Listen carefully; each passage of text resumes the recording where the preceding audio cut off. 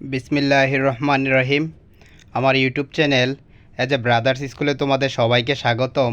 আমি অনার্স চতুর্থ বর্ষের গণিত বিভাগের ম্যাথমেটিক্যাল মডেলিং ইন বায়োলজি পড়াইতেছিলাম। তো এর আগে আমি তোমাদেরকে প্রথম লেকচারটি দিয়েছি, আজকে আমার দ্বিতীয় লেকচার। দেখো, আজকে আমি তোমাদেরকে এক প্রজাতির অবিচ্ছিন্ন জনসংখ্যা মডেলের উদাহরণ 2 পড়াইতেছি। তো এটা হচ্ছে সায়েন্স বি প্রকাশনীর বইয়ের থেকে 2 নম্বর উদাহরণ। দেখো, এখানে বলছে ম্যালথাসের মডেল সমাধান করো এবং সমাধানের আচরণ আলোচনা করো এবং মডেলটির মান উন্নয়নের জন্য তোমার মতামত দাও। দেখো, এখানে বলতেছে ম্যালথাসের মডেলটি সমাধান করো এবং সমাধানের আচরণ আলোচনা করো, মডেলটির মান উন্নয়নের জন্য তোমার মতামত দাও, যেটা 2005 সালে আসছে। যদি এটা অনেক আগে আসছে, এটা খুবই গুরুত্বপূর্ণ এবং সহজ বিষয়। তো এটা তোমরা সমাধান করবে অবশ্যই। এখন দেখো, আগেই বলে নিই, আমার ভিডিওগুলো দেখার আগে তোমরা কোয়ালিটি বাড়িয়ে নিবা। উপরের অংশ দেখবা সেটিংসের একটা চিহ্ন আছে, ওই সেটিংসে গিয়ে কোয়ালিটিটা তোমরা হায়ার কোয়ালিটি দিবা, তাইলে দেখবা ভিডিওটা পুরোপুরি ক্লিয়ার দেখতে পারবা, না হয় ঝাপসা আসে কিছুটা। তো এই জন্য সব প্রতিটা ভিডিওতেই বলি যে তোমরা কোয়ালিটিটা বাড়িয়ে ভিডিওটা দেখবা। তো এবার দেখো, আমরা ম্যালথাসের মডেল সমাধান করব। তো ম্যালথাসের মডেল হতে আমরা জানি, দেখো আমরা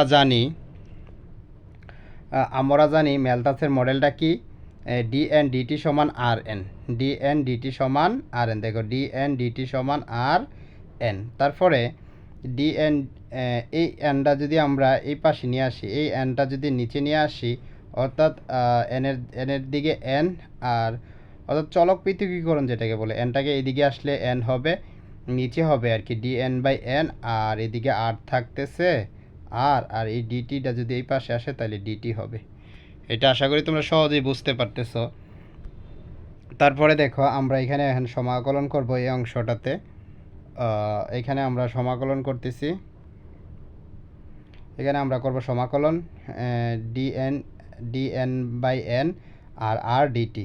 তো 1/n মানে হচ্ছে লন এন। দেখো, 1/n হচ্ছে লন এন, আর এর জায়গায় আর ডিটি রে সমাকলন করলে হবে টি। আর আমরা সমাকলন দুবক হিসাবে আমরা একটা নিয়েছি লন এ।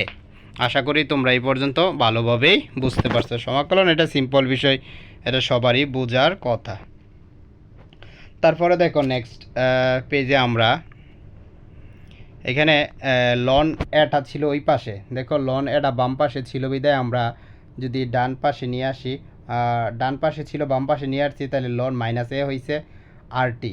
এখন দেখো, লন এ মাইনাস লন বি, যেই সূত্রটা আর কি, লন এ মাইনাস লন বি হইলে লন এন বাই এ হবে, আর এটা হবে আর টি, জায়গায় আর টি রয়ে গেল।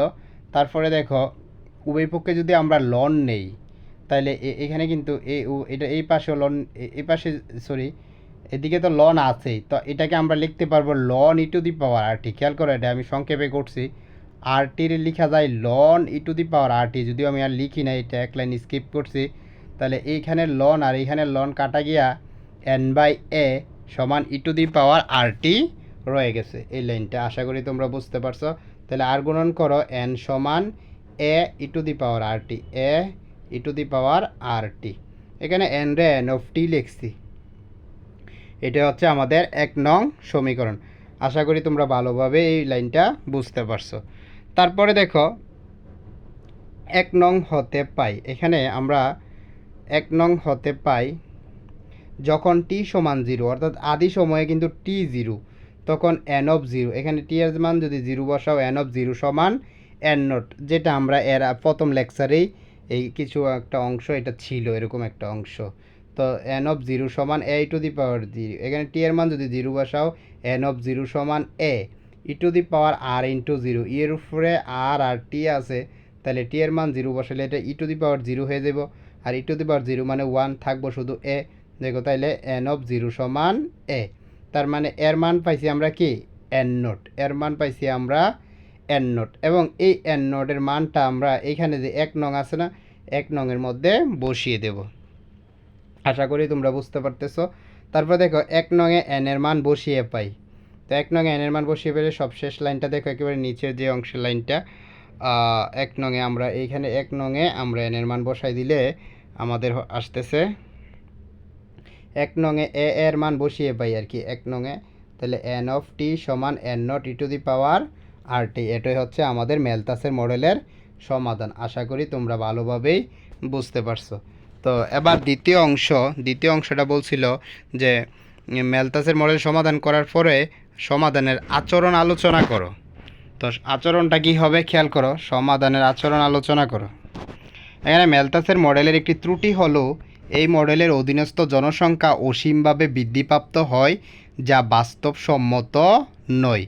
দেখো, কারণ এখানে ম্যালথাসে বলছে যে তার বর্তমান সময়ের জনসংখ্যা বৃদ্ধির হার তার বর্তমান জনসংখ্যার সমানুপাতিক, এবং এখানে আমরা যে অংশটা পাইছি সমাধানটা, এই সমাধানটা যদি তোমরা খেয়াল করো এখানে, তা এখান থেকে কিন্তু বোঝা যাচ্ছে যে সূচকীয় হারে বৃদ্ধি পায় এবং অসীমভাবে বৃদ্ধি পায়। এজন্য আমরা বলি যে তার যে আচরণটা সেটা হচ্ছে কি, ম্যালথাসের মডেলের একটি ত্রুটি হলো এই মডেলের অধীনস্থ জনসংখ্যা অসীমভাবে বৃদ্ধিপ্রাপ্ত হয়, যা বাস্তবসম্মত নয়। তারপরে দেখো, তো অধিকাংশ ক্ষেত্রেই জনসংখ্যা কর্তৃক ব্যবহার্য উপকরণসমূহ সীমাবদ্ধ হয়, যার ফলে জনসংখ্যা অসীমায়িতভাবে বৃদ্ধিপ্রাপ্ত হতে পারে না।